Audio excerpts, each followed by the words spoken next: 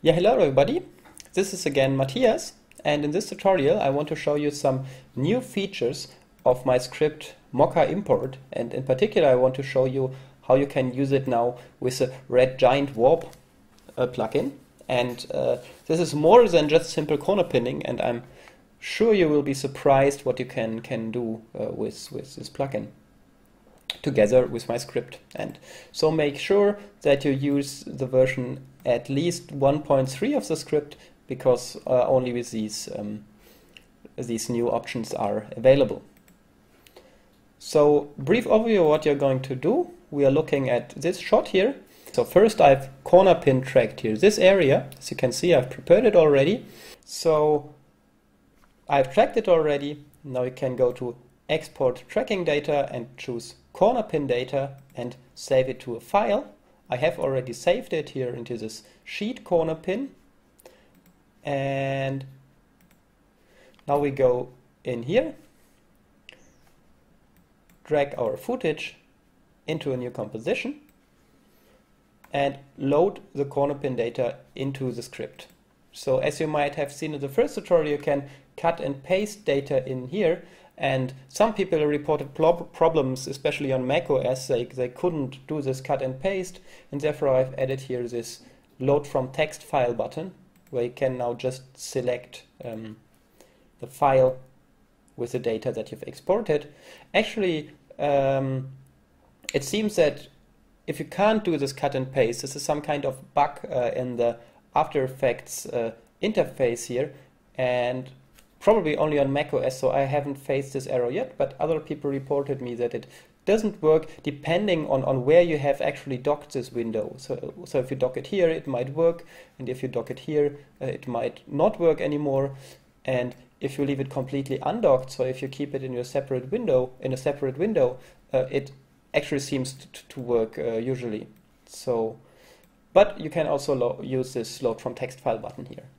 So now we've got our corner pin data into our script, and now we can try out here these different Red Giant Warp options. So the first one is a usual simple corner pin using the Red Giant Warp corner pin, and let's just look at it quickly. So we create some kind of new layer, for example a new solid, choose here this Red Giant Warp corner pin and hit apply, and now we've got the layer nicely corner pinned to this corner pin area.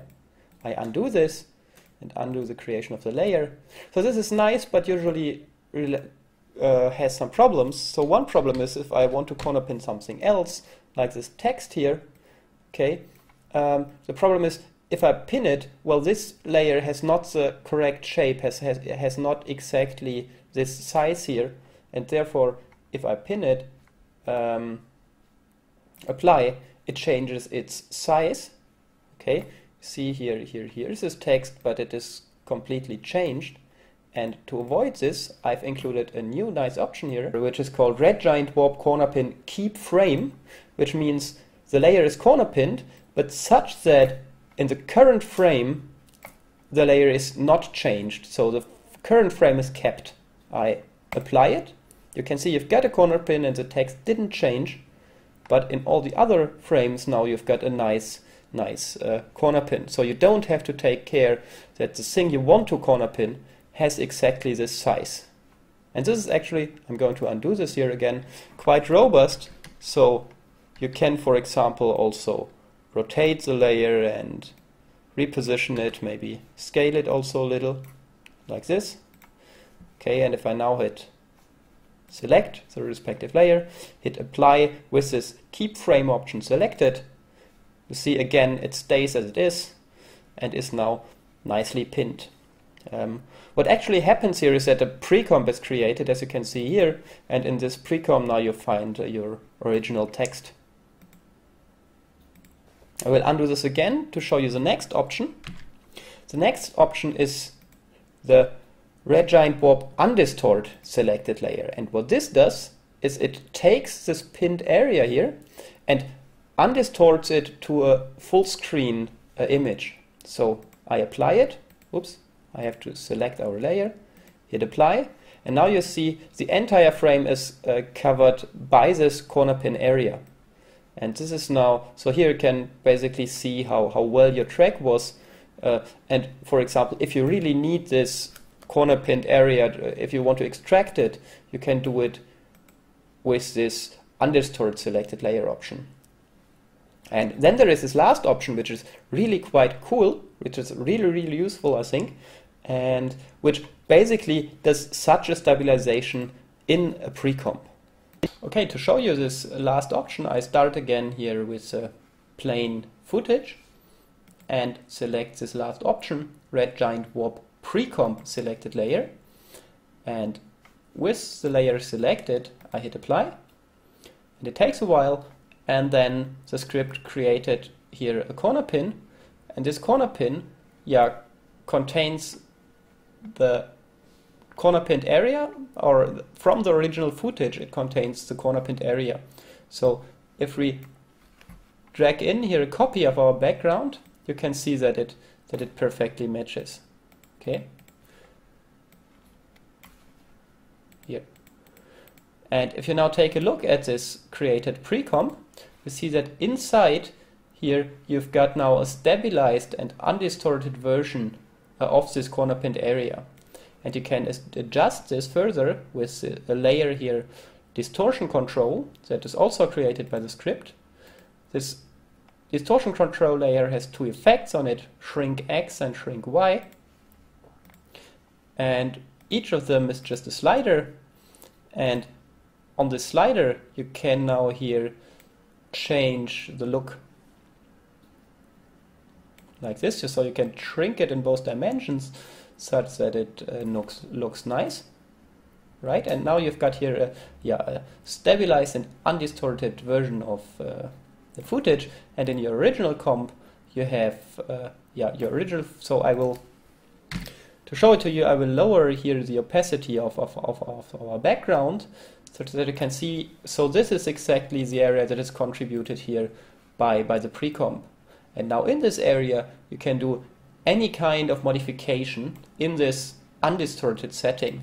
Okay, so you can, for example, add here some text, and it will immediately also show up here.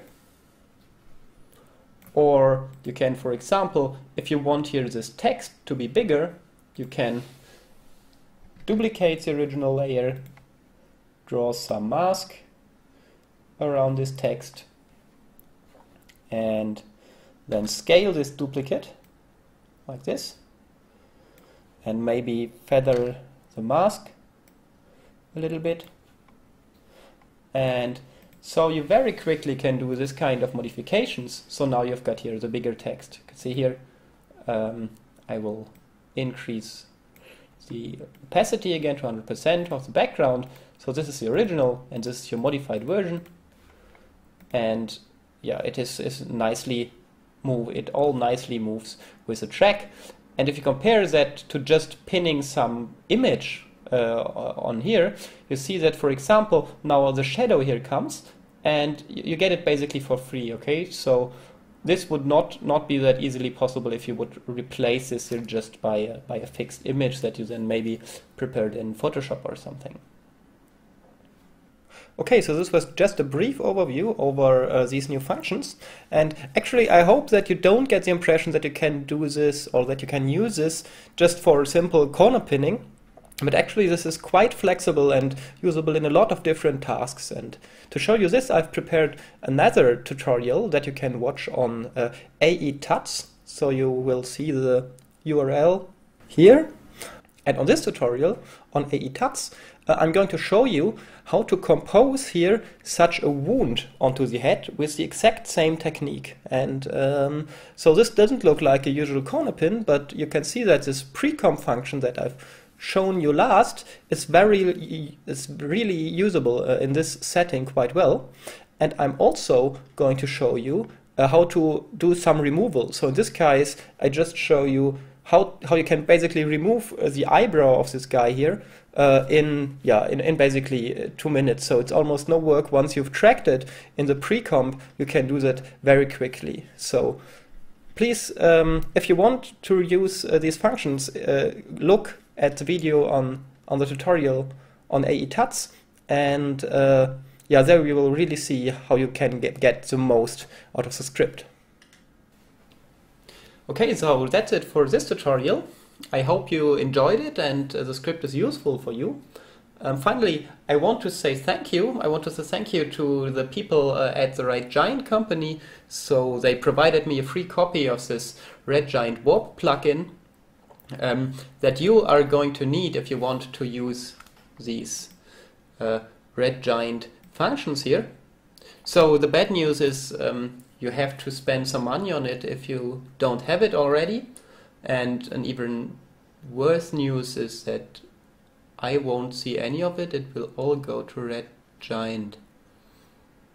Anyway, I also want to say thank you to the people at Imagineer Systems who really are always very helpful if I have any kind of questions. Especially Ross Shane is a really great guy. And I also want to say thank you to Jack Tunnicliffe. I hope I pronounced the name correctly. So Jack Tunnicliffe from Java Post-Production does a really great job in testing the script on macOS. So and also Lloyd Alvarez helped me to fix some problems with the script on macOS. So it's really great to have so many really nice people that support me.